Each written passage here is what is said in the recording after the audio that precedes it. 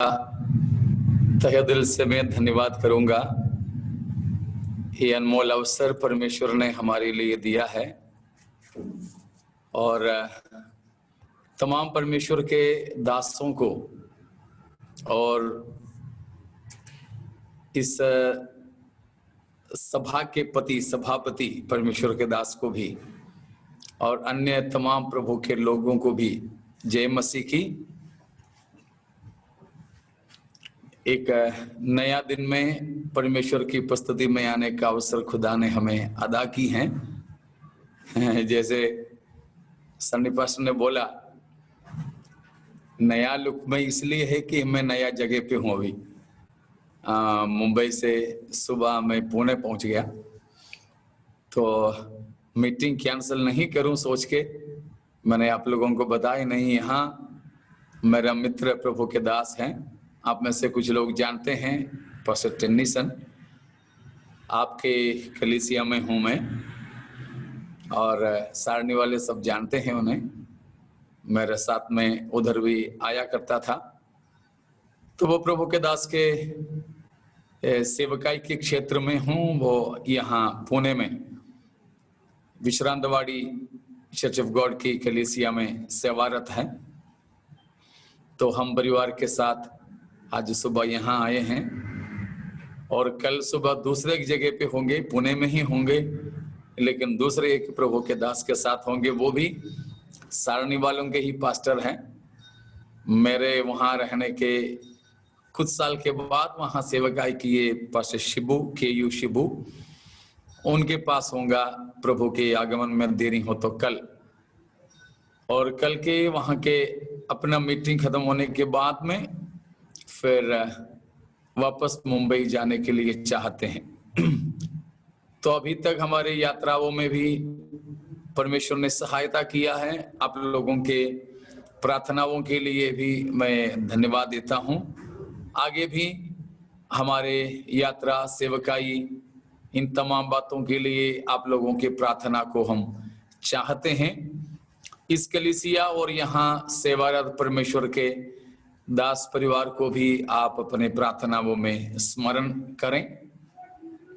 प्रभु हम सबों को सहायता करें। अभी हम मिलकर परमेश्वर के वचनों में प्रवेश करने के लिए चाहेंगे। तो पिछले कुछ दिनों से हम मनन करते आ रहे थे कि कलीसिया की उठा लिया जाना कब होगी, प्रभु यीशु मसीह का बादलों भर के आगमन कब होगा। हमारे प्रभु यीशु पहले आएंगे या झूठा मसीह पहले आएगा। ये लोगों में बड़ा असमंजस को पैदा करने वाली बात है और कई प्रकार के विचार लोगों के अंदर हैं। उन बातों को हमने देखा है, लेकिन परमेश्वर के वचन से हमें जो देखने और सीखने को मिलते, उन्हीं बातों को हम देख रहे थे। तो और भी बहुत से बातें उनके लिए कहने को हैं। पूरा शायद हम मनन नहीं कर पाएंगे। कल जो किताब मैंने आपको बताया था उसी में से कुछ बातें आज भी थोड़ा सा मैं बताने के लिए चाह रहा हूं। तो कल हमने ये देखा कि महाक्लेश के समय में रहने वाले पवित्र लोग कलीसिया हैं या यहूदी लोग हैं।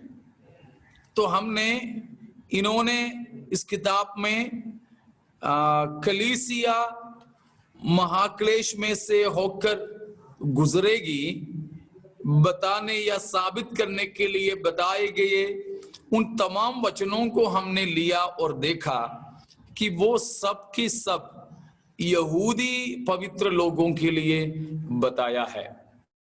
एक और प्रमाण मैं उसके लिए देना चाहूंगा। हम प्रकाशित वाक्य 7 अध्याय में चलेंगे। प्रकाशित वाक्य की 7वां अध्याय, उसकी 9 से लेकर की पदों में परमेश्वर की आत्मा बड़े गंभीर बात को लिखा हुआ है। तो वहां पर 9वां पद को पढ़िएगा। इसके बाद मैंने दृष्टि की और देखो, हर एक जाति और कुल और लोग और भाषा में से एक ऐसी बड़ी भीड़ जिसे कोई गिन नहीं सकता था, श्वेत वस्त्र पहने और अपने हाथों में खजूर की डालियां लिए हुए सिंहासन के सामने और मेमने के सामने खड़ी है। यहां पर एक बड़ी भीड़ कहां से है? हर एक कुल से और जाति से, भाषा से अनगिनत लोगों की झुंड खड़े थे। हाथों में खजूर लिए हुए हैं, खजूर की डालियां, और सिंहासन के सामने और मेमने के सामने वे लोग खड़े हैं। और वे कौन हैं? वे कौन हैं? तो हम उसी अध्याय में आगे जब चलते हैं तो 13वां पद में हम देखते हैं कि 24 प्राचीनों में से एक ने यूहन्ना से पूछा कि वे कौन हैं, क्या तुम जानते हैं? तब यूहन्ना ने बोला, हे स्वामी, मैं नहीं जानता। तो 14वां वचन में लिखा है, हे स्वामी, तू जानता है, मैं नहीं जानता हूं। तब उन 24 प्राचीनों में से, 24 प्राचीन 14 अध्याय में दिखता है, ठीक है, 14 और 5वां अध्याय में 24 प्राचीनों के बारे में लिखा है। तो उन प्राचीनों में से एक ने उस समय यूहन्ना को बताया वे अनगिनत लोग कौन हैं। बताया कि वे कौन हैं? बड़े क्लेश में से निकलकर आए हैं। उन्होंने अपने अपने वस्त्र मेमने के लहू में धोकर श्वेत किए हैं। ठीक है, तो यहां पर हम देखते हैं एक बड़ी झुंड महाक्लेश में से होकर आए हैं, महाक्लेश में से होकर आए हैं। और वे मेमने के लहू में अपने वस्त्र को धोए हुए हैं। कहां से आए हैं वे? महाक्लेश में से। ये जो 13वां 14वां वचन या 14वीं आयत उन लोगों के लिए बड़ा सहारा है। उसको लेकर के वे कहते हैं, देखो, भिन्न भिन्न जाति, भाषा, संस्कृति, कौम, गोत्र, इन सब से आए हुए अनगिनत लोग आए कहां से? बड़े या महाक्लेश में से। They are coming through or coming out of great tribulation, बड़े क्लेश में से, महाक्लेश में से। तो वे बड़े आसानी से बताते हैं, देखो वे आए कहां से? महाक्लेश में से आए हैं। तो वे महाक्लेश में से आए हैं, तो उसका मतलब कलीसिया क्लेश में से होकर गुजरेगी। ये आयत लेकर वे सशक्त तरीके से सिखाते हैं कि कलीसिया को क्लेश में से जाना पड़ेगा। लेकिन इस आयत भी हमारे विश्वास के खिलाफ में नहीं है। इतना तक आपको समझ में आया? ये आयत लेकर वे लोग ये सिखाते हैं कि कलीसिया को महाक्लेश सहना होगा, क्योंकि ये लोग महाक्लेश में से आए हैं। मसीह के लहू में उन्होंने अपना कपड़े को धोकर शुद्ध किए हैं। तो वे कलीसिया नहीं तो फिर कौन है, पूछेंगे वे। हमारे पास में वही जवाब है। क्या है जवाब? बस इतना ही हमारे लिए काफी है कि कलीसिया के अंदर क्या यहूदी और यूनानी करके भेदभाव है? है क्या? नहीं।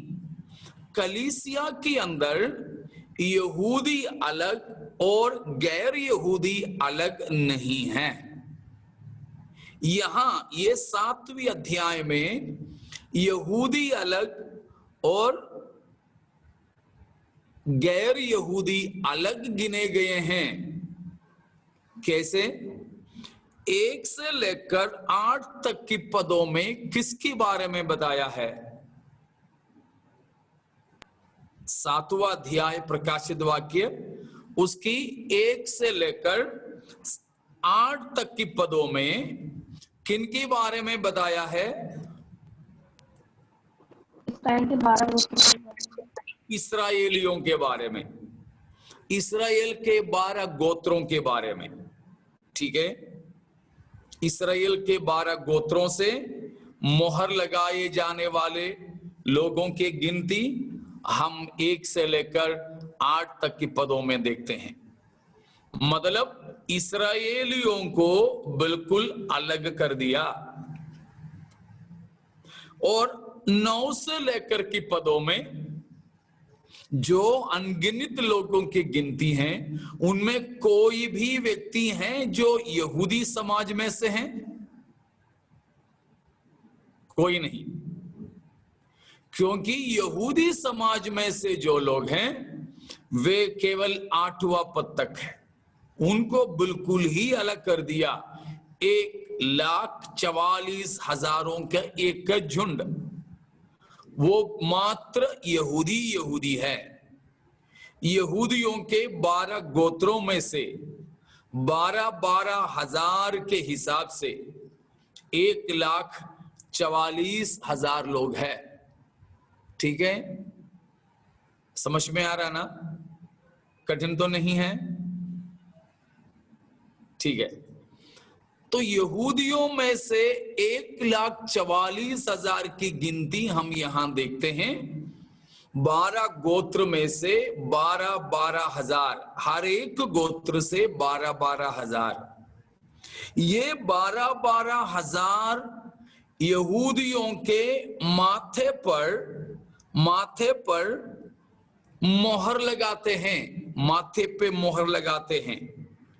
वो 7वां अध्याय का 3रा पद में है कि परमेश्वर के दासों के माथे पर, फोरहेड पे मोहर लगाना।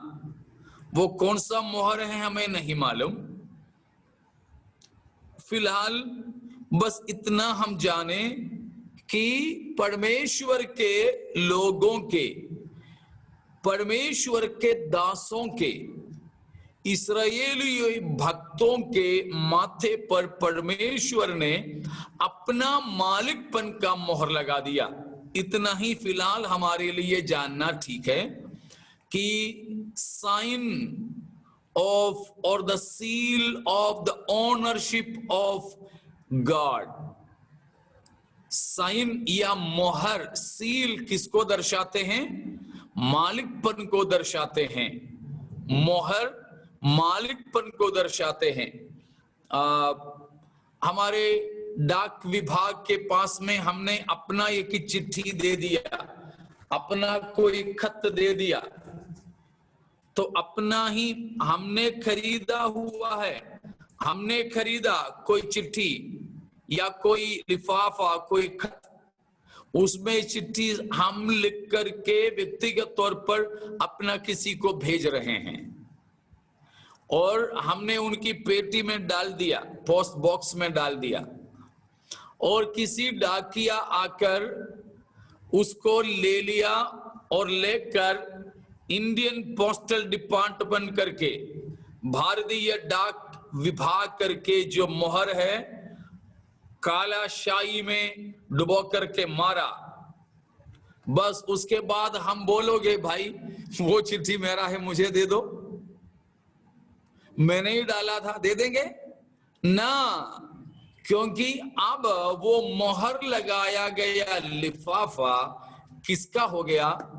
भारत सरकार का हो गया, नहीं तो इस डाक विभाग का हो गया।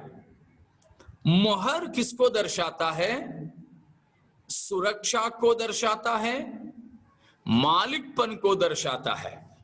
Okay, seal is for security and for ownership. तो परमेश्वर यहां पर अपने दासों के माथे पर मोहर लगाया, तो मतलब है कि वे मोहर लगाए गए लोग, परमेश्वर कहता है मेरे हैं, मेरे हैं। हम पर भी तो है ना कोई मोहर या नहीं? है। क्या है? The seal of the Holy Spirit. आमीन।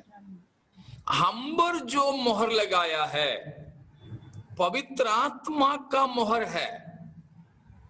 अक्सर मैं ये बात बताता हूं कि हम अक्सर तो मोहर किसके लगाते हैं? लहू का ना? लहू का, लहू। हाँ, वो भी किसका लहू का? यीशु के लहू का। यीशु के लहू का। क्या यीशु के लहू हमारे किसी के पास में है? नहीं। ना ही वो उदयपुर में है, ना वो मुंबई में है। यीशु मसीह के लहू ना ही सुजानगढ़ में है, कहीं नहीं रखा है मसीह का लहू। लेकिन मसीह का लहू किसके पास में है? पिता परमेश्वर के पास। क्योंकि मसीह यीशु ने अपना लहू किसको चढ़ाया? पिता परमेश्वर को चढ़ाया। ठीक है, पिता को चढ़ाया मसीह ने अपने आप को, हमारे लिए पिता को। इफिसियों 5 का 1-2 में हम ये बात को पढ़ते हैं। ठीक है, आपने निकाला हो तो पढ़ लीजिएगा, किसी को शक है तो दूर हो जाएंगे। ऐसे मसीह ने भी तुमसे प्रेम किया और हमारे लिए अपने आप को सुखदायक सुगंध के लिए परमेश्वर के आगे भेंट करके बलिदान कर दिया। बस देखा, हमसे प्रेम करके। ठीक है, हमसे प्रेम करके, तुमसे करके लिखा, वो हमारे लिए कहा है।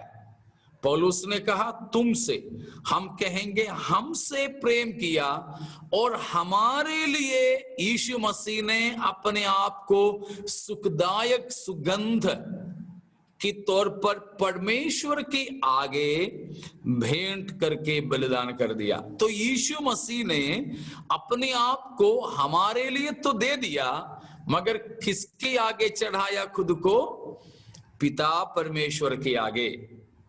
ठीक है, वैसे ही हम इब्रानियों 9 अध्याय में भी पढ़ते हैं 13वां-14वां वचन में कि यीशु मसीह ने सनातन आत्मा में अपने आप को परमेश्वर के लिए चढ़ाया है। ठीक है, अपने आप को चढ़ाया है। 14वां वचन, तो मसीह का लहू जिसने अपने आप को सनातन आत्मा के द्वारा परमेश्वर के सामने निर्दोष चढ़ाया। देखा, यीशु मसीह ने किसके सामने या किसके पास में अपने आप को चढ़ाया? पिता के। तो मसीह के लहू किसके पास में है? पिता के, या स्वर्ग में है, परमेश्वर के वश में है। स्वर्ग में रहने वाले किसी वस्तु लेकर के हम कैसे मोहर लगाएंगे? संभव नहीं है। पापा के जेब की पैसा देकर बेटा जाके समोसा पाव खाए तो शायद बर्तन धोना पड़ेगा उसको, है ना। पापा की जेब की पैसा देकर के बेटा आइसक्रीम खाने लगे तो बड़ा मुश्किल है। बाप का पैसा देकर भी ऐसे हैं तो स्वर्ग में पिता के पास में जो है मसीह का लहू, वो लेकर हम कैसे मोहर लगाएं? हाँ, परमेश्वर ने हम पर जरूर लगाया है मोहर, वो है पवित्र आत्मा का मोहर। तो वो मोहर का भी मतलब ये है हमारे सुरक्षा, और हम जिसके हैं उसका मोहर हम पर है। अगर पवित्र आत्मा की मोहर हम पर है तो बेशक हम पवित्र आत्मा के हैं, परमेश्वर के हैं। तो ठीक है, यहां पर वापस आएंगे प्रकाशित वाक्य 7वें अध्याय में बताया है कि परमेश्वर के दासों पर परमेश्वर ने मोहर लगाया। वो मोहर क्या चीज से लगाया हमें तो पता नहीं फिलहाल, लेकिन इतना मालूम है कि उन पर परमेश्वर ने मोहर लगाया। वो परमेश्वर उनके मालिक है और वे परमेश्वर के हैं, ये साबित करने के लिए हैं, यह साबित करने के लिए हैं। तो प्यारो, यह हमें जरूरी है कि ये फर्क को समझना। तो उस प्रकार परमेश्वर ने यहूदियों में से 1,44,000 को मोहरित अलग करके रखा। मैं फिर से पूछता हूं, जैसे प्रकाशित वाक्य 7 अध्याय 1 से 8 तक के पदों में इस्राएली सभा को मोहर करके अलग किया है, वैसा कोई अलग करना, मोहर लगाने की बात कलीसिया में होता है? नहीं होता है, नहीं होता है। कलीसिया में यहूदियों को अलग, यूनानियों को अलग नहीं है, बिल्कुल भी नहीं है। तो जब आपको याद हो कि पहला कुरिन्थी 10:32 में हम पढ़े थे, 3 झुंड को हमने देखा, यहूदी, यूनानी और परमेश्वर की कलीसिया। ठीक है ना? अभी जो आबादी है संसार में, इन आबादियों को परमेश्वर का वचन, नया नियम, ये 3 प्रकार में बांटा है। कौन कौन सा है? यहूदी, यूनानी, परमेश्वर की कलीसिया। लेकिन यहां हम देखते हैं, कहां? प्रकाशित वाक्य 7 अध्याय में, वहां पर ये 3 झुंड को हम देखने को मिलता है। आप ही बताइए, प्रकाशित वाक्य 7वां अध्याय में ये 3 झुंड को हमें देखने को मिलता है, यहूदी, यूनानी और परमेश्वर की कलीसिया। नहीं। कितने झुंड है उधर? 12 tribes. Only 2। केवल 2 ही झुंड वहां दिखाई देते हैं। एक तो यहूदी है 7 अध्याय की 1 से लेकर 8 तक के पदों में, दूसरा गैर यहूदी लोग हैं 9 से लेकर के पदों में। कलीसिया फिर कहां गई? जबकि यहां उस झुंड का विभाजन, इस मानव समुदाय का विभाजन ये 2 भाग में ही कर दिया। तो फिर हमारे प्रश्न ये है कि तीसरी झुंड, जो पहला कुरिन्थी 10 की 12वां पद में हमने देखा, तीसरे झुंड वे कहां गए? किधर है? उन्हें ढूंढे हम, कहां गए वे? The church of the Lord is raptured. बिल्कुल वही हुआ है कि वहां तीसरी झुंड नहीं दिखाई दे रही है, कलीसिया दिखाई नहीं पड़ रही है, वहां कोई जिक्र ही नहीं है। करीब 19 से अधिक बार पहला, दूसरा, तीसरा अध्याय में कलीसिया के जिक्र किया गया है प्रकाशित वाक्य के अंदर। ठीक है ना?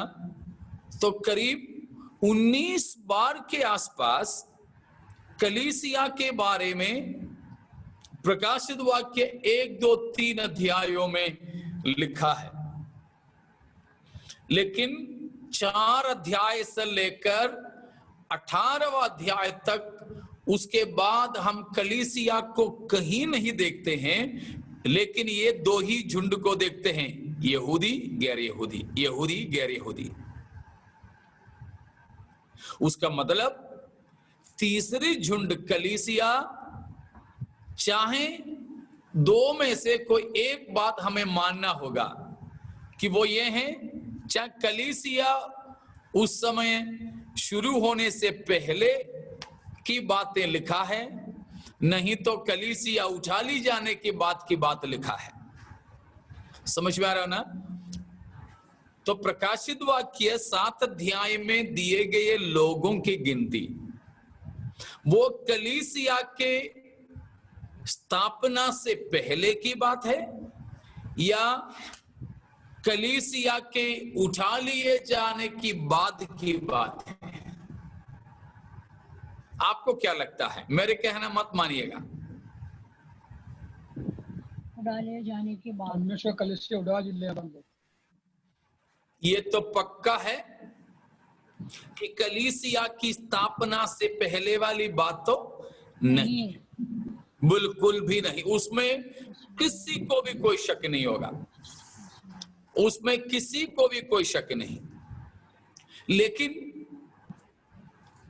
अगर ये कलीसिया की संस्थापना से पहले की बात नहीं है प्रकाशित वाक्य के साथ, तो पक्का ये है कि कलीसिया की उठा लिए जाने की बात है। इसीलिए हम वहां पर कलीसिया का कोई भी जिक्र नहीं देखते हैं। केवल 7 अध्याय में ही नहीं, 4 से लेकर 18 तक के अध्यायों में ही यही हाल है। मैं आपको एक गृहपाठ देता हूं, आप 4 से लेकर 18 तक के अध्यायों को बिल्कुल सावधानी से, बड़े बारीकी से ढूंढिए। कलीसिया का कोई जिक्र कहीं मिल जावे तो मुझे बताइएगा। कहीं नहीं मिलेगा, कहीं नहीं मिलेगा।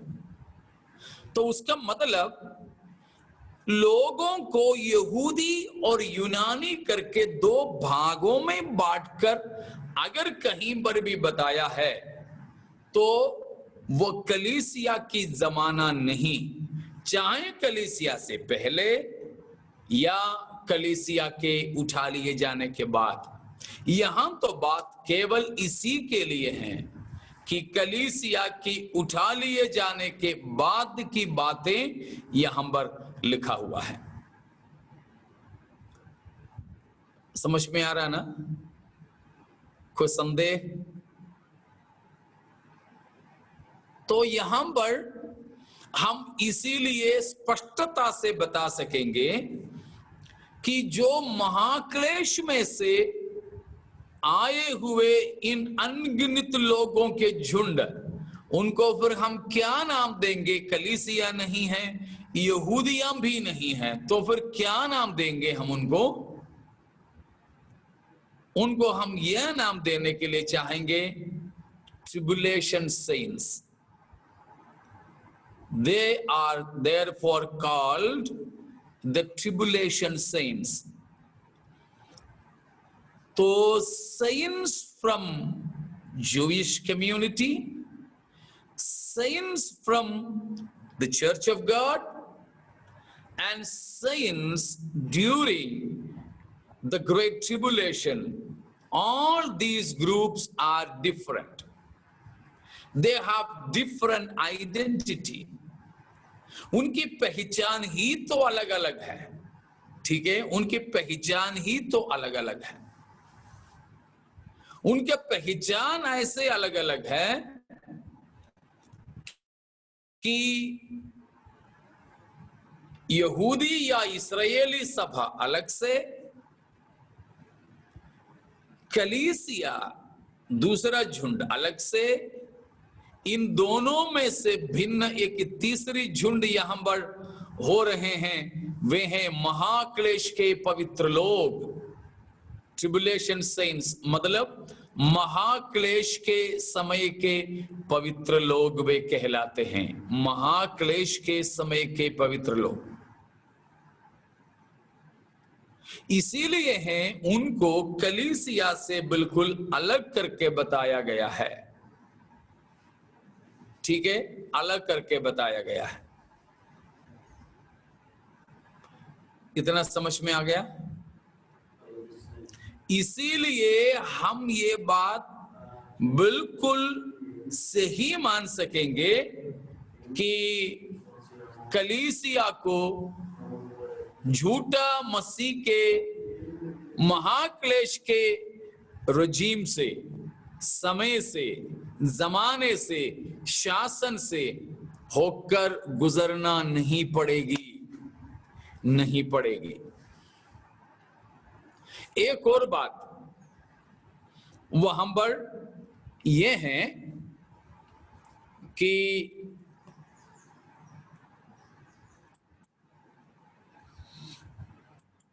तो वहां पर एक और बात यह है, अगर मानो फिलहाल के लिए मानो उनके कहने के अनुसार कि ये लोग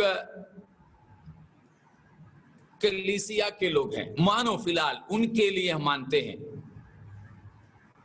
तो क्या इतने अनगिनत लोग मानो वे कलीसिया के हों तो कहां से होकर के गुजरे हैं वे? महाक्लेश में से। ठीक है, महाक्लेश से। तो मेरा प्रश्न उन लोगों से यह है, महाक्लेश तो ज्यादा से ज्यादा कितने साल के लिए है? 7 साल के लिए। तो मेरा सवाल यह है, अगर वे सबके सब कलीसिया के सबके सब महाक्लेश में से होकर गुजरे हो, तो ये 7 साल के पहले हजारों साल महाक्लेश से पहले के लोग, पवित्र लोग, महाक्लेश की पहले के लोग, कलीसिया के पवित्र लोग कहां गए? वे यहां शामिल नहीं हैं? वे किधर गए? समझ में आ रहा होगा आपको। इसीलिए उसके लिए उसका भी कोई जवाब उनके पास नहीं है, क्योंकि कलीसिया पूरी वहां पर शामिल हो रही हो, तो फिर सबसे पहला व्यक्ति जो कलीसिया में मर गया था वो कौन था? स्टीफन। स्टीफनुस था। तो स्टीफन से लेकर बाकी पवित्र लोग गए किधर? अगर कलीसिया में यही लोग हैं जो महाक्लेश में से होकर के गुजरे हैं, यही लोग हैं, तो वे सब कहां गए? उनको हम कहां ढूंढेंगे?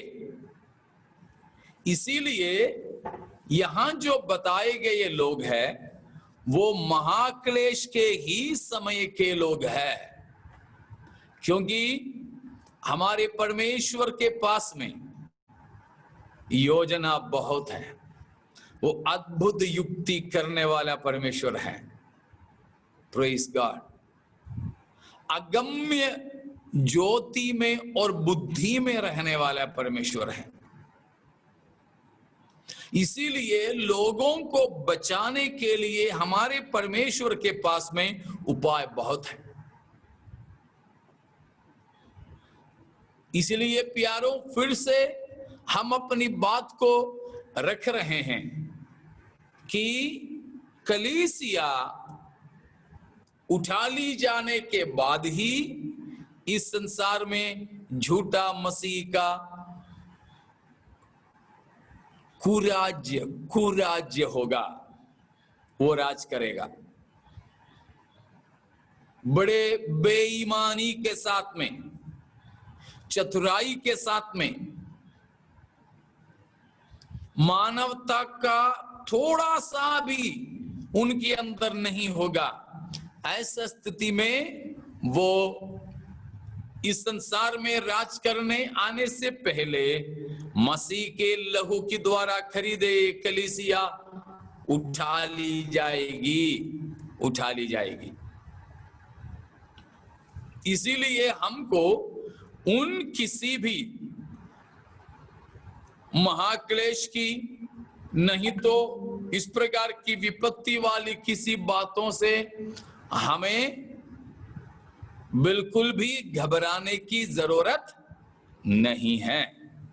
ठीक है, हमको प्रभु प्रकोप के लिए नहीं परंतु प्रसन्नता के लिए बुलाया है। फिर से मैं बताना चाहूंगा, परमेश्वर हमको अपने प्रकोप के लिए नहीं बुलाया, फिर अपने प्रसन्नता के लिए बुलाया है, प्रसन्नता के लिए। तो इस प्रकार बहुत से बातें हमें देखने को मिलता है, बहुत सी बातें हमें देखने को मिलता है।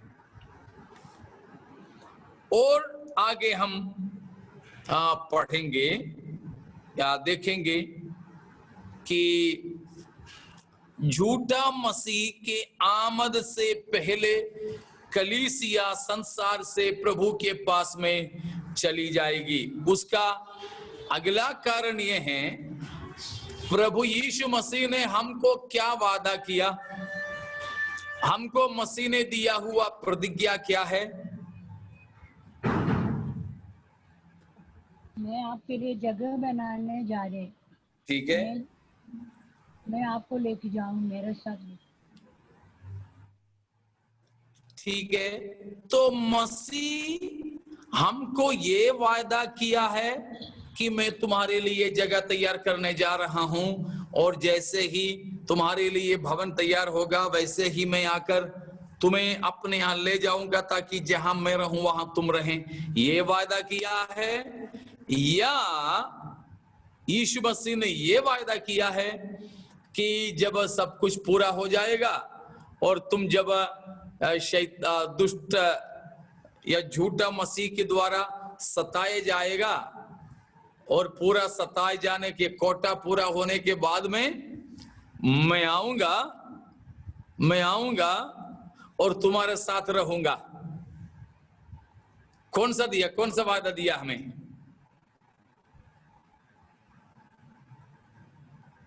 पहले की वायदा प्रभु ने हमें दिया है। दूसरी बात नहीं बोला। यीशु मसीह वायदा ये किया, मैं दोबारा आऊंगा, आके क्या करूंगा?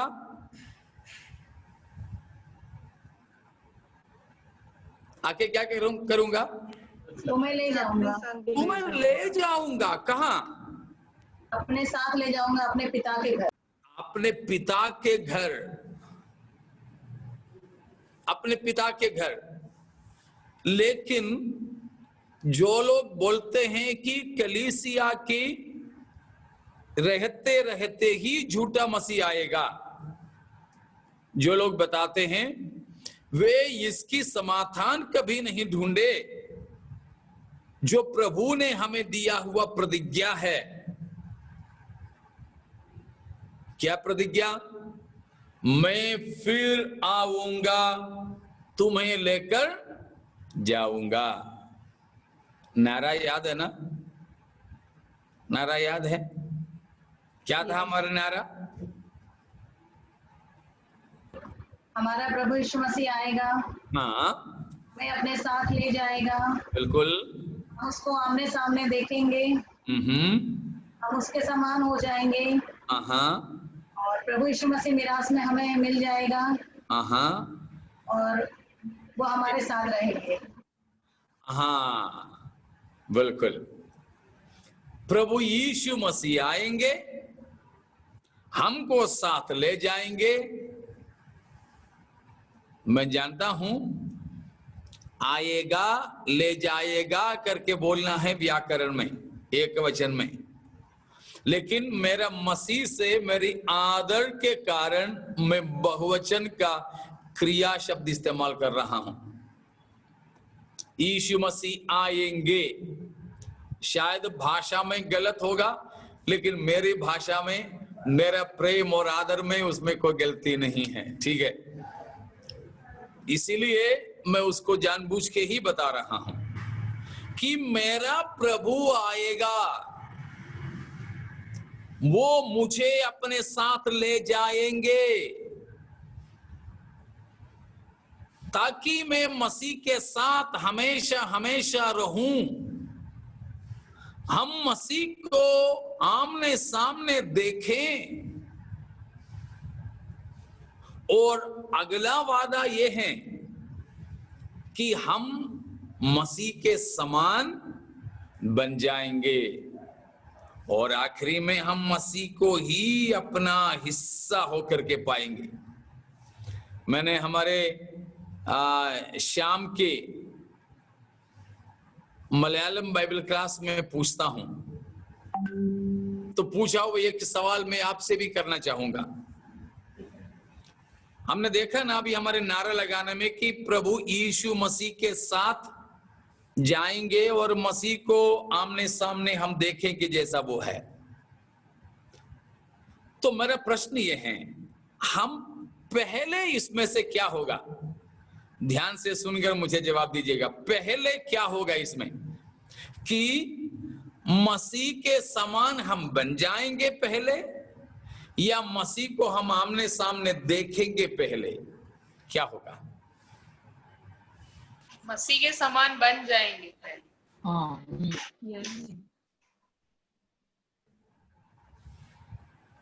बिल्कुल। मसीह को हम आमने सामने देखेंगे तो सही, लेकिन देखने से पहले ही हमारे प्रभु हमें अपने समान बना देंगे। Praise the Lord. हमें प्रभु पहले अपने समान बनाएंगे, उसके बाद ही हम प्रभु को आमने सामने देख पाएंगे। समझ में आ रहा है ना? तो ठीक है, कलीसिया, आपको अभी तक की पढ़ाई में क्या लगता है कि जो भी तीन सिद्धांत मैंने बताया, तीनों में से किसी एक पर विश्वास करने का हक आप हर किसी को है।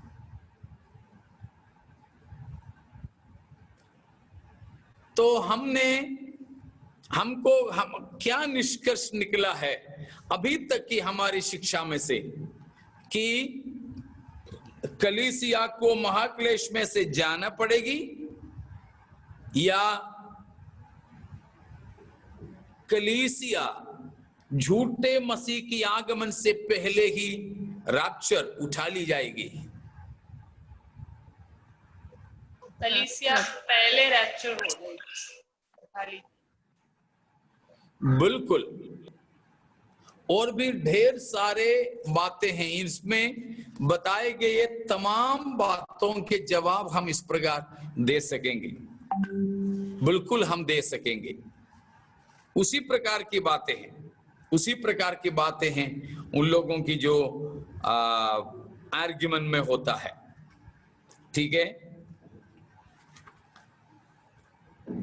इसीलिए हमारी आशा हमारे प्रभु यीशु मसीह के आगमन के लिए है। तो मसीह ने हमें दिया वादा आने और हमें अपने साथ अपने पिता के घर में ले जाने वाली बात है। तो हमें ये बात बिल्कुल अच्छे से समझना है, यदि प्रभु यीशु मसीह कलीसिया को लेने आने से पहले झूठा मसीह आ जाए और महाक्लेश में से होकर कलीसिया गुजरे, तो फिर महाक्लेश के बाद में ही यीशु मसीह अपने कलीसिया के लिए आते हैं। वो आगमन स्वर्ग जाने के लिए है या पृथ्वी पर रहने के लिए है?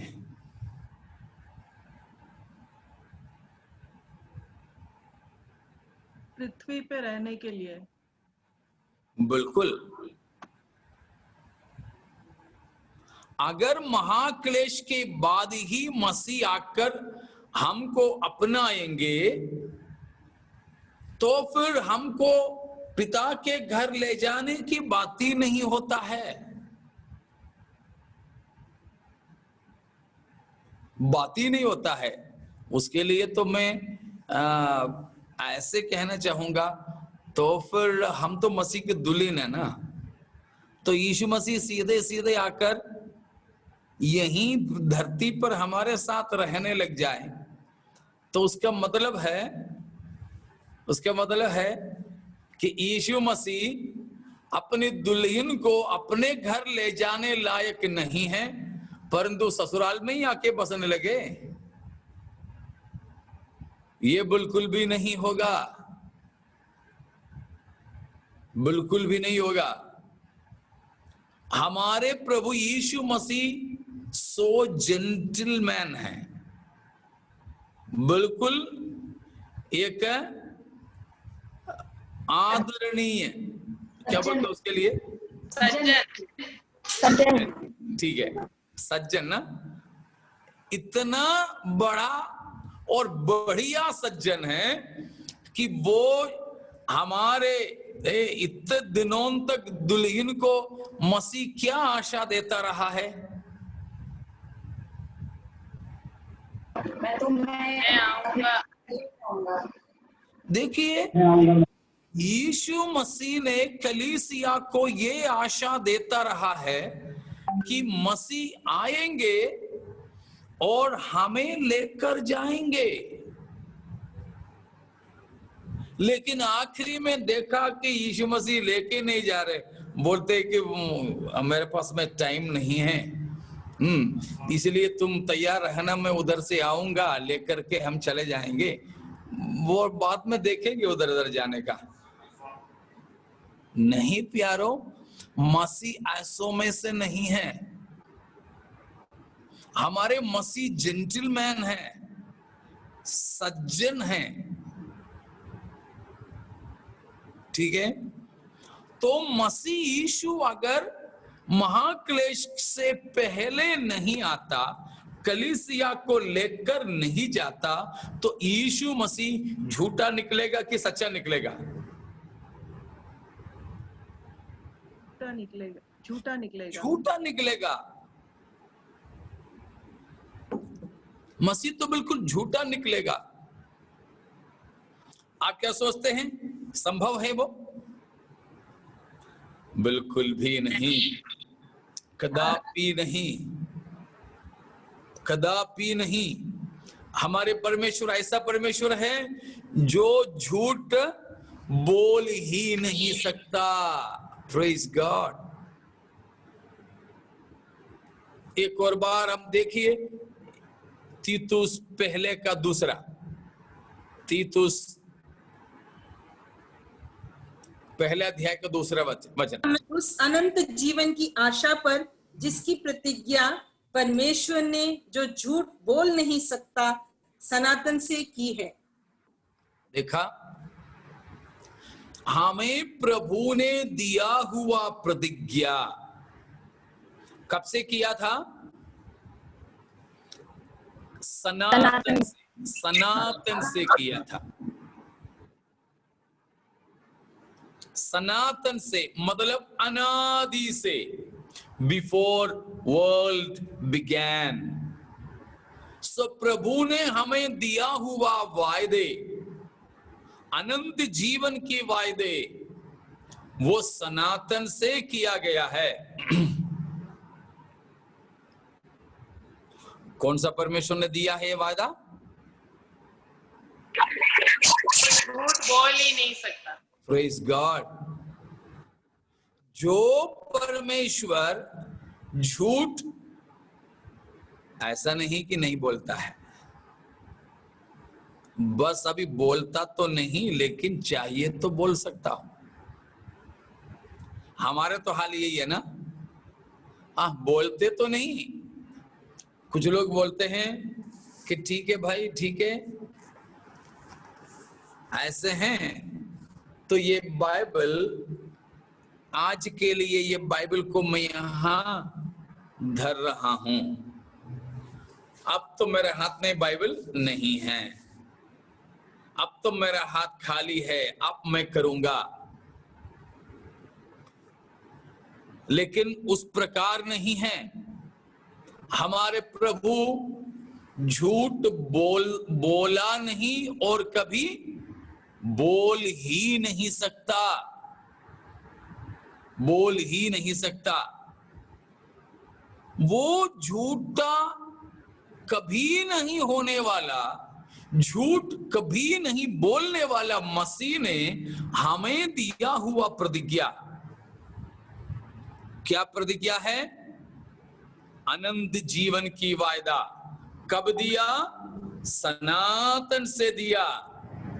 क्या वो परमेश्वर इस विषय में झूठ बोलेगा फिर? नहीं, बिल्कुल नहीं। बिल्कुल भी नहीं, बिल्कुल भी नहीं। ये परमेश्वर कभी झूठ नहीं बोल सकता। इसीलिए प्रभु यीशु मसीह आकर हमें लेकर न जाए अपने पिता के घर में, तो प्रभु की वायदा पूरा होगा नहीं। ठीक है ना? तो इस प्रकार मोटे मोटे बहुत से बातें हैं हमारे विचारों को साबित करने के लिए। ठीक है? इतने में आपको कोई शक है तो आप पूछ सकते हो, नहीं तो हम अगला विषय में प्रवेश करेंगे।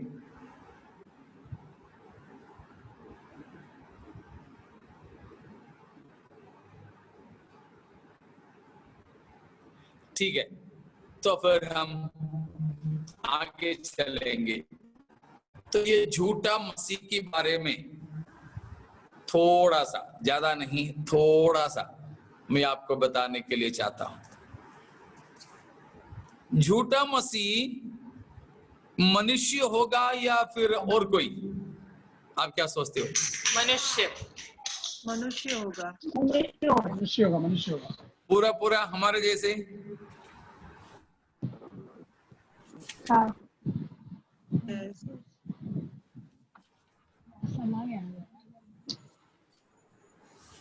ठीक है। झूठा मसीह, antichrist, he will just be a human being। वो मेरे और आपके जैसा एक साधारण मनुष्य होगा। ठीक है? वो एक साधारण मनुष्य होगा, लेकिन उसके बारे में ज्यादा बताने वाले बाइबल के लेखक लोग कौन हैं? यशाया, यिर्मयाह,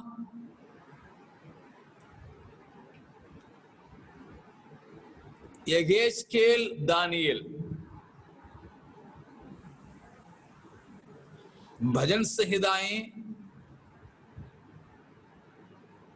दानियल, आप, ये सब पुराने नियम के हैं। तो नया नियम में खास तौर पर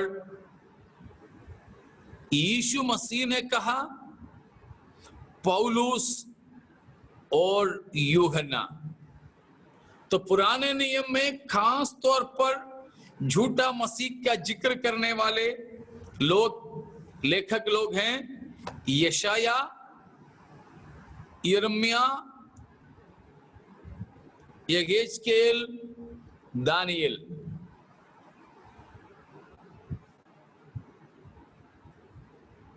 ठीक है?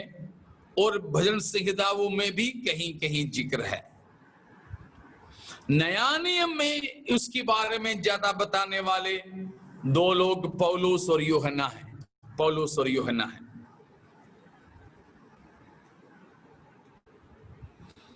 आपने दानियल के पुस्तक में दूसरा, 7वां, 8वां, 9वां और 11वां, ठीक है, 2, 7, 8, 9 और 11 दानियल की किताब के अध्यायों के बारे में मैंने बोला।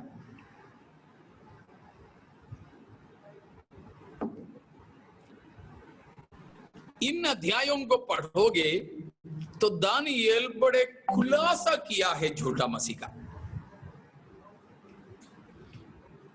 इसीलिए ही तो अक्सर प्रकाशित वाक्य की किताब और दानियल की किताब एक साथ में पढ़ाए जाते हैं, एक साथ में पढ़ाए जाते हैं। तो उनमें से थोड़ा सा कुछ जिक्र हम देखने के लिए चाहेंगे।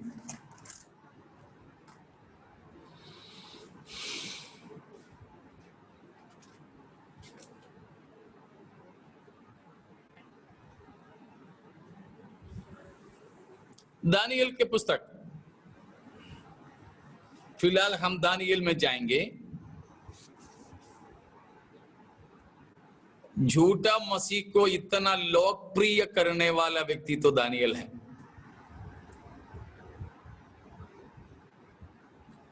तो दानियल की पुस्तक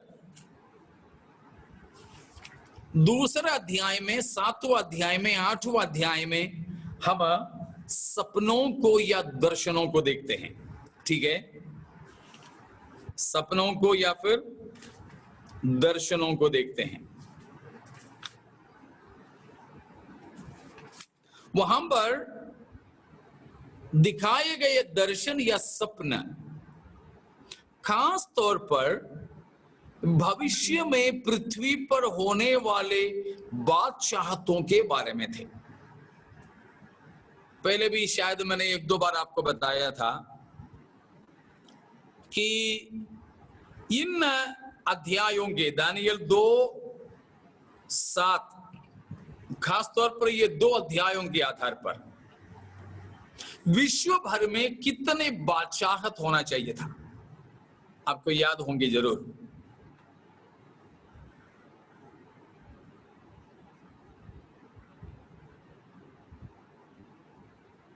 पहले सीखे हुए तो हैं, बताइए।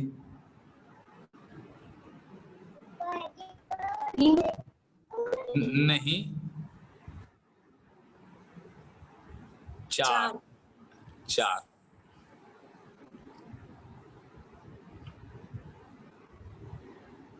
देखिए, दूसरे अध्याय में चलिएगा,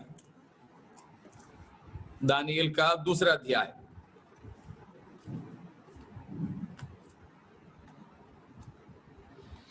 वो दूसरे अध्याय में हम ये बात देखते हैं कि राजा नबूकदनेस्सर कोई सपना देखता है लेकिन वो भूल जाता है,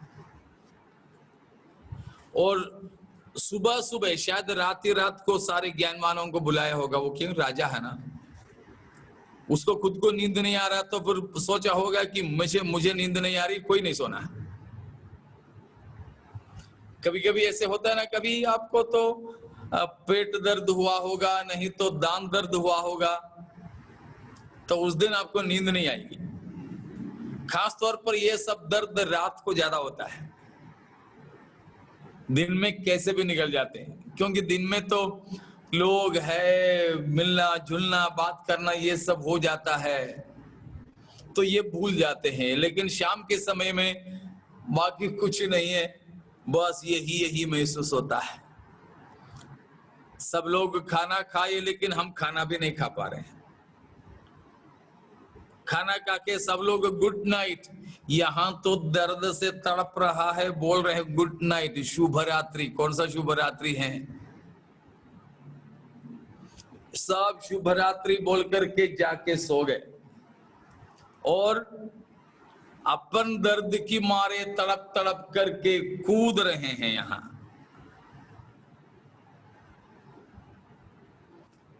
तब अंदर से लोग, अपने घर के लोग हैं, वे अंदर सोने का खर्राटे लेने की आवाज आए तो हमको कैसा लगेगा, है ना? बस शायद नबूकदनेस्सर ने ऐसे किया हो, क्योंकि उसने देखा हुआ सपना वो भूल गया, इसीलिए वो तो बड़े बेचैनी में है। तो सोचा होगा मैं बेचैन हूं तो कोई नहीं सोना, सबको उठाया, सबको जगाया, तंत्र मंत्र पढ़ने लगाया, बोला मैं तो सपना देखा है लेकिन मैं भूल गया, तुम जल्दी बोलो मैंने क्या देखा था। अरे ये कैसा सवाल है ना, सपना मैंने देखा, मैं आपको धमकी दे के बोलता हूं कि मेरा सपना बताओ। बहुत बार ये राजा ने ऐसे किया।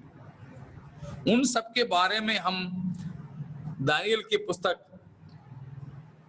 2 अध्याय में देख सकते हैं, ठीक है ना, 1 से लेकर 13 तक की पदों में, और उसके बाद में 14 से 23 तक भी पदों में भी।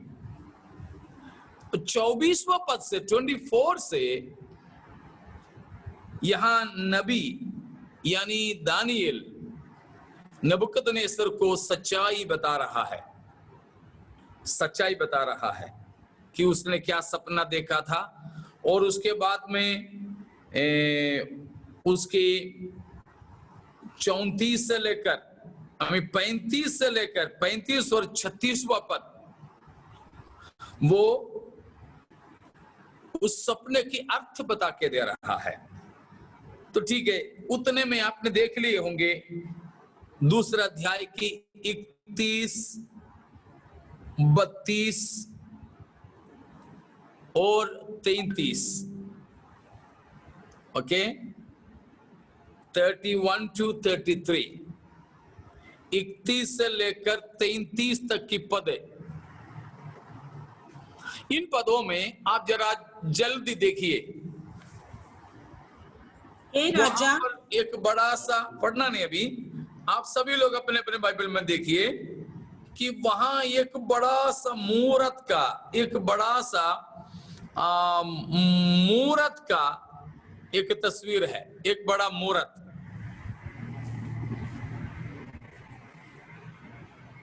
एक बहुत बड़ा मूरत है। आप देखिए आपकी बाइबल में उस मूरत का कितने हिस्से हैं, जल्दी जल्दी, उस मूरत के कितने हिस्से हैं? 4।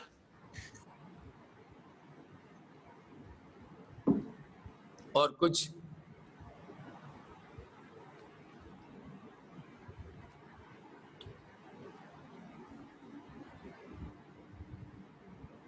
और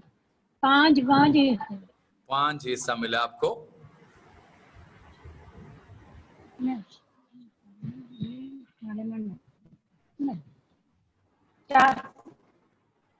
चार ही है। चांदी, सोने, चांदी। ठीक है, 32वां पद को देखिएगा, 32 उस मूर्ति का सिर तो चौके सोने। पहला हिस्सा क्या हो गया? सिर काय से बना है? चौके सोने से। तो पहला हिस्सा हम ऐसे बोल सकते हैं, चोखे सोने का सिर, ठीक है। दूसरा, उसकी छाती और भुजाएं चांदी की। दूसरी है उसकी छाती और भुजाएं, चांदी की छाती और भुजाएं, 2 हिस्से हो गए। अगला पढ़ेंगे, उसका पेट और जांघें पीतल की। तो पीतल की पेट और जांघ 3 हो गया। अगला, उसकी टांगे लोहे की और उसके पांव कुछ तो लोहे के और कुछ मिट्टी के थे। तो यहां पर टांगे और पांव, टांग और पांव, लेग्स एंड फीट, तो कितने हिस्से हैं? 4 हिस्से, 4 हिस्से।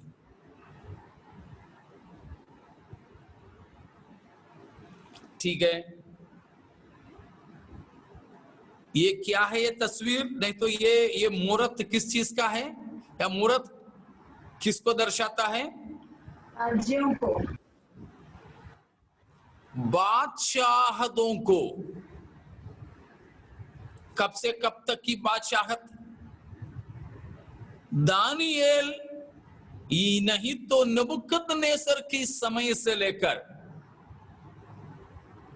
प्रभु यीशु मसीह राज करने के लिए आने के समय तक।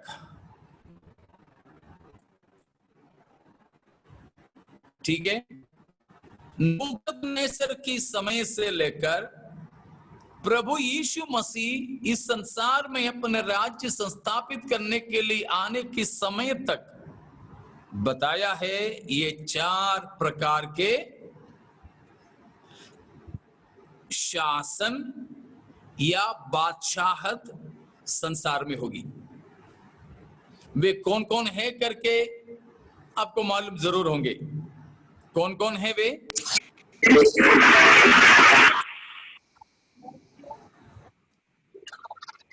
चोखे सोने का सर बाबुल या बाबिलोन, चांदी के छाती और भुजाएं मादी और पारस मेदिया पेर्शिया,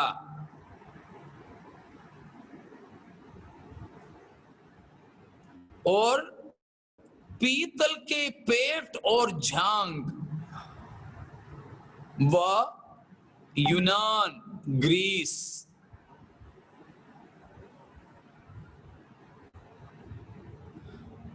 लोहे के टांग और पांव रोम। तो 4 प्रकार के बादशाहत, बाबुलोन या बाबुल, मेदियन पर्शिया, ग्रीस एंड रोम। ठीक है, इतना समझ में आ गया ना? अब आपको मैं 7 अध्याय में ले चलना चाहूंगा। 7वां अध्याय, 7वां अध्याय में उसका शुरुआत में हम पढ़ते हैं कि 7 का पहले में बाबुल के राजा बेलशस्सर के पहले वर्ष में दानियल पलंग पर सपना देखा। तब उसने क्या देखा? दूसरा पद,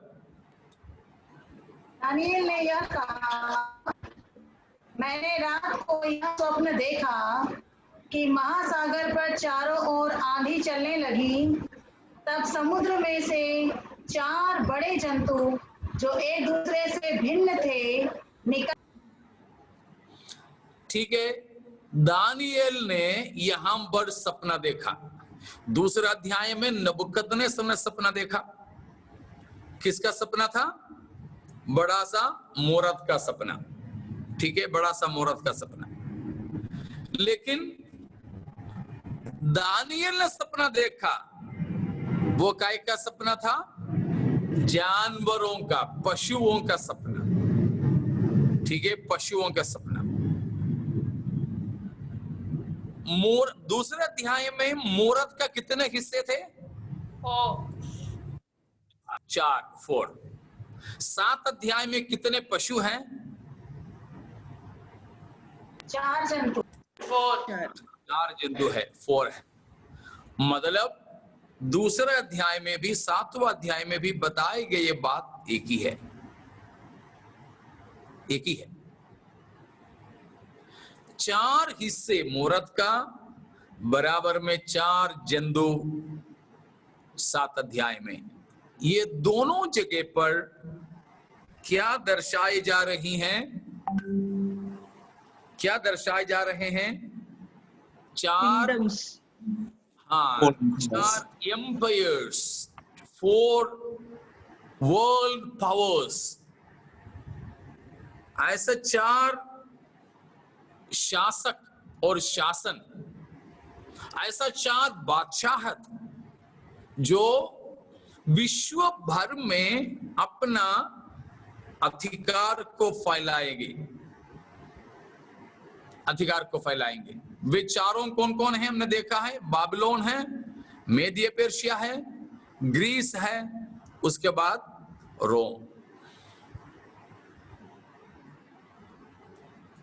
ठीक है, अब देखिए परमेश्वर की आत्मा कितना स्पष्टता से बताता है। 3 बातें अब इनमें से हम देखेंगे। शरीर का सबसे मुख्य हिस्सा कौन सा है? सर। अगर दिल नहीं है तो भी नकली दिल या दिल को काम करवाने के लिए अंदर भी कुछ पंप लगवा सकते हैं अलग से आप। लेकिन अगर सिर गया तो ठीक है, इसको काट दो और किसी का सिर लेकर रख दो, चलेगा।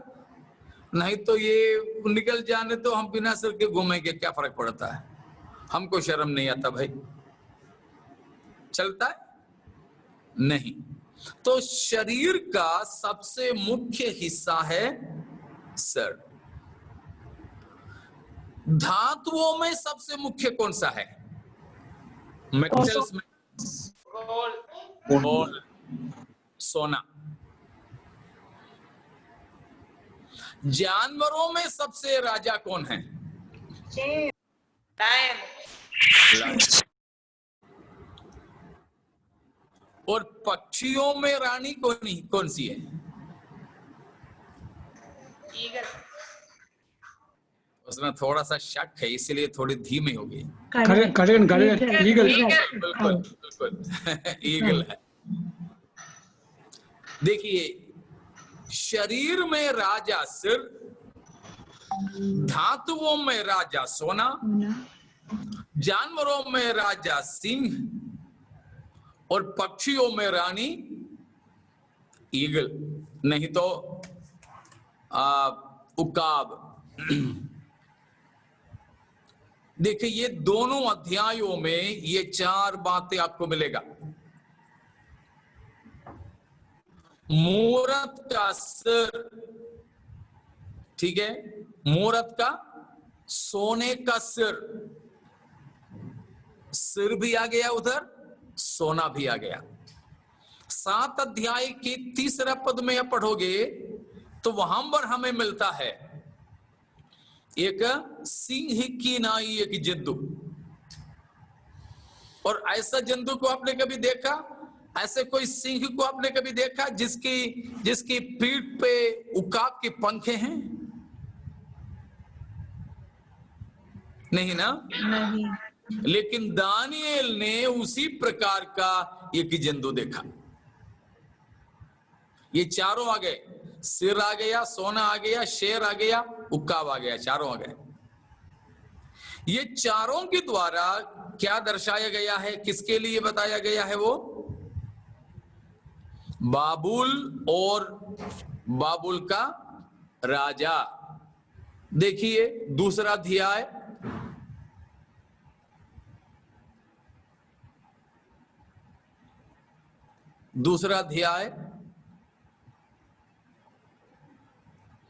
उसका 36 और 37 या 36, 37। स्वप्न तो यूं ही हुआ और अब हम उसका फल राजा को समझा देते हैं। हे राजा, तू तो महाराजाधिराज है, हाँ। क्योंकि स्वर्ग के परमेश्वर ने तुझको राज्य, सामर्थ्य, शक्ति और महिमा दी है। ठीक है, 38 भी। और जहां कहीं मनुष्य पाए जाते हैं वहां उसने उन सबों को और मैदान के जीव जंतु और आकाश के पक्षी भी तेरे वश में कर दिए हैं, और तुझको उन सब का अधिकारी ठहराया है। यह सोने का सिर तू ही है। देखा, व्याख्या आ गया इधर। सोने का सिर कौन है? राजा नबूकदनेस्सर तू ही है, ठीक है ना?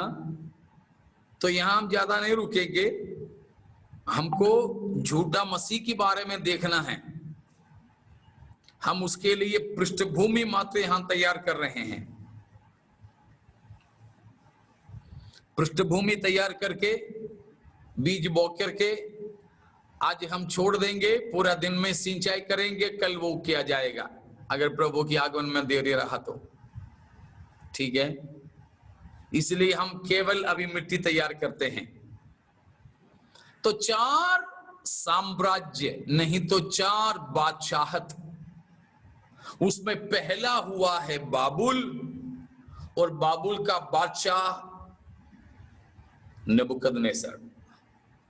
और दूसरा देखो, सबसे ऊपर है सर, सबसे ऊपर उसके बाद नीचे नीचे को जा रहा है देश,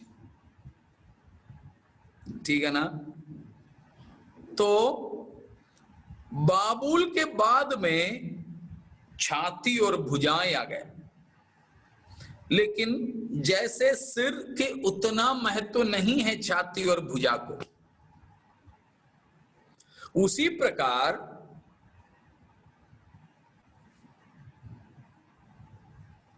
लोहे में, उस लोहा नहीं ना, धातु, मेटल में, धातु में देखिए सोने से भी कीमत में कम है कौन सा?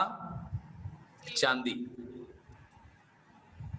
उसी प्रकार 7 अध्याय में देखें, पहला जानवर सिंह से भी कमजोर है, दूसरा जानवर कौन सा है? कौन सा है? रिच नहीं तो भालू। हाँ, बियर, ठीक है। तो सिर से नीचा है छाती भुजा, सोने से नीचे हैं चांदी, सिंह से नीचा है और कोई भी जानवर, खासतौर पर यहां बताया है भालू। उसका क्या मतलब है? 39वां पद 2 का 239। तेरे बाद एक राज्य और उदय होगा जो तुझसे छोटा होगा, फिर एक और तीसरा पीतल का। दूसरा, तीसरा में हम आएंगे अभी। तो दूसरा बताया है कि तेरे बाद में एक तेरे से छोटा सा एक दूसरा राज्य उदय होगा। तेरे से छोटा, सोने से छोटा चांदी, सिर से छोटा है हाथ पैर बाकी सारे अंग, वही बताया है तेरे से छोटा। उसको फिर से हमें समझ में आना है तो 8वां अध्याय में जाना पड़ेगा। 8वां अध्याय में क्या बताया? 8वां अध्याय में दानियल का दूसरा सपना है। दानियल का पहला सपना 7वां अध्याय और दूसरा सपना है 8वां अध्याय में बताए 2 जानवर। वे कौन कौन से जानवर है?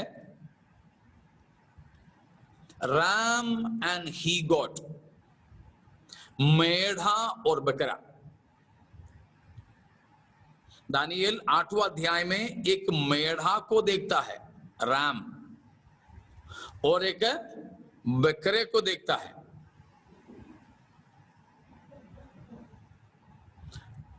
क्या है उसका? 8 का तीसरा पद को पढ़ेंगे। फिर मैंने आँख उठाकर देखा कि उस नदी के सामने 2 सिंह वाला एक मेढ़ा खड़ा है। उसके दोनों सिंह बड़े हैं, परंतु उनमें से एक अधिक बड़ा है और जो बड़ा है वह दूसरे के बाद निकला। देखिए वहां क्या देखा है? एक मेढ़ा सींग वाला है कि बिना सींग वाला? सींग वाला। सींग वाला है। कितने सींग हैं? 2 सिंह। 2 सींग। छोटे बड़े? बड़े। बड़े। बराबर या बराबर नहीं? बराबर। छोटा बड़ा। बराबर नहीं है, छोटा बड़ा है। आप सोचेंगे इतना ऐसे सवाल क्यों कर रहे हैं ना? बिल्कुल इतना सरल बात या सरलता से मैं आपको समझाने की कोशिश कर रहा हूं, इसलिए मैं ऐसे नर्सरी के बच्चों की जैसे मैं आपसे पूछा। देखिए हमने अभी 3 अध्याय लिए, 2, 7, 8। दूसरा अध्याय में हमने देखा छाती कितने हैं? छाती कितने? एक। लेकिन भुजाएं छाती के साथ में तो है कितने? दो। तो वहां पर 2 का एक गिनती है।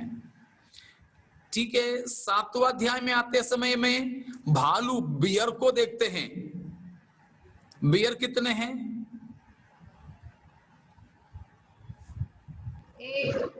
एक है।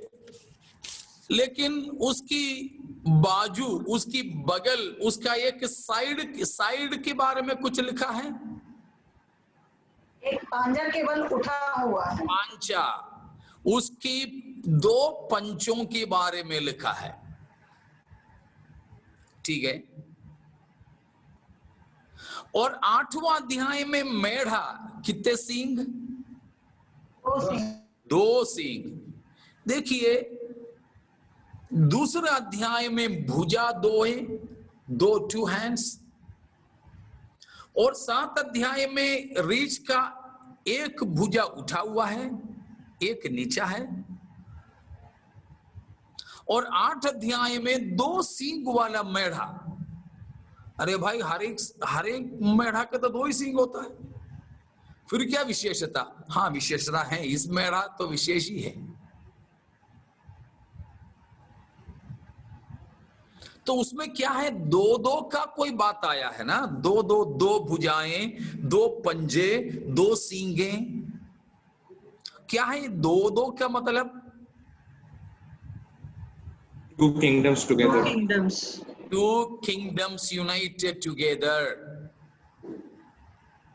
परमेश्वर का वचन कितना स्पष्ट है, परमेश्वर का वचन कितना सख्त है।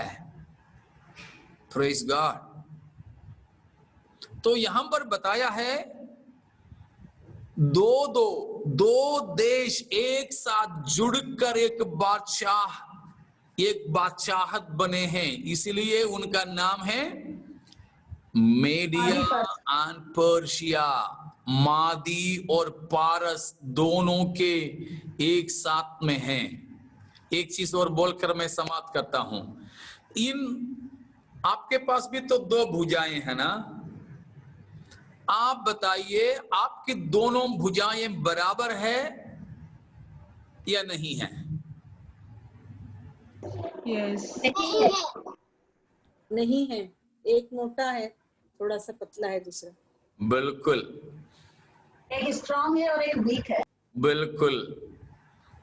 हम हर किसी के 2 भुजाएं जरूर है, लेकिन एक थोड़ा सा मोटा ज्यादा है, एक में थोड़ा सा ताकत ज्यादा है। मतलब एक ही व्यक्ति के 2 जोड़ी है भुजाएं, तो भी उसका साइज अलग अलग है, उसकी शक्ति अलग अलग है। मादी पारस एक साथ में है तो भी दोनों बराबर के नहीं, एक छोटा और एक बड़ा है। उसी बात को दर्शाता है 7वां अध्याय का एक पंचा उठाया हुआ रीछ या भालू। और भी अच्छे से बताया है कि 8वां अध्याय के मेढ़ा जिसके 2 सींगे हैं, एक छोटा है और एक बड़ा है, एक छोटा और एक बड़ा। बस एक और आयत पढ़ें, हम समाप्त करें। 8 अध्याय का 20वां पद को पढ़िएगा।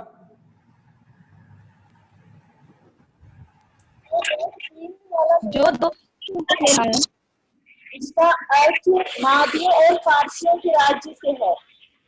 जो 2 सींग वाला मेढ़ा तूने देखा है, उसका अर्थ क्या है? मादियों और फारसियों के राज्य से हैं। बड़े स्पष्टता से बताया, ठीक है ना? तो आज हम यहां मादी पारसियों में लाकर फिलहाल हम टिकाते हैं। प्रभु चाहे अवसर हमें प्रभु देते हैं तो कल इसके बाकी कम से कम दानियल के इन अध्यायों को पढ़ते हुए आइएगा, ताकि जल्दी जल्दी समझ में आ जाए। तो आओ हम अपने जीवन ये सच्चे वचन के सामने अर्पण करें। हमारे प्रभु यीशु मसीह हमको लेने के लिए आएंगे, उसके बाद ही झूठा मसीह आएगा। तो मुझे सुनने वालों से मेरा एक सवाल है, अगर प्रभु यीशु मसीह अभी आ जाएं तो क्या हम जा पाएंगे? अगर यीशु मसीह के आगमन में आप भी जाने के लिए तैयार नहीं हो हम, तो हमें मन फिराने का, मसीह को अंगीकार करने का जरूरत है। आओ हम अपने आप को समर्पण करें। ये सच्चा वचन, स्पष्ट वचन, इस वचन से हम मोहब्बत करें, इस वचन के कहना हम मानते रहें, ताकि प्रभु यीशु मसीह के आगमन में हम भी मसीह के साथ जा सकें और हम भी मसीह के साथ रह सके, हम भी मसीह के साथ में मसीह के समान बनकर के रह सकें। आइए अपने आप को समर्पण करें, परमेश्वर इन वचनों के द्वारा हमें आशीषित करें।